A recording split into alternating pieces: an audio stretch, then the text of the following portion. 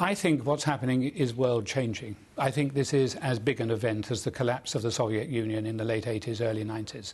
It's that big, and it's going to have very far-reaching ramifications. And some of the most interesting factors are what has not happened. For 20 years, we have worried about Islamist influence and overthrowing governments and militant Islamist governments in the Middle East.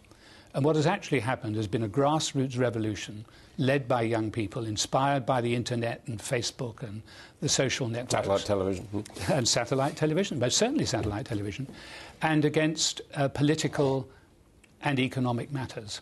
There's been no flag burning, no Islamist slogans. Indeed, terror bodies like Al-Qaeda have seemed almost irrelevant and may seem so in the future. Why should people join terror groups? If peaceful action by a mass population can change governments in the way we have seen. Now, of course, so I think there are a lot of very long-term implications of what has happened that we haven't begun to examine yet. And what happened in the late 80s and the 90s, of course, is that a whole region of the world, Eastern Europe eventually, was all caught up in that. I mean, do you think that people like the Kuwaiti royal family or the Saudi royal family, that they should be worried as well?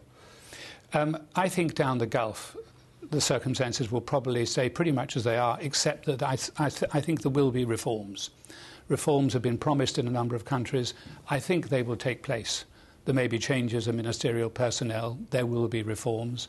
Their parliaments perhaps will get more power. So I think the Gulf is perhaps a little separate from elsewhere. What may be a bigger difference is the implication on the whole region over the next few years, the extent to which the Arab identity, the instinct of Arab nationalism rather than Islamism, actually becomes embedded. We can't be certain how that will pan out yet, but it will change. We can be certain of that.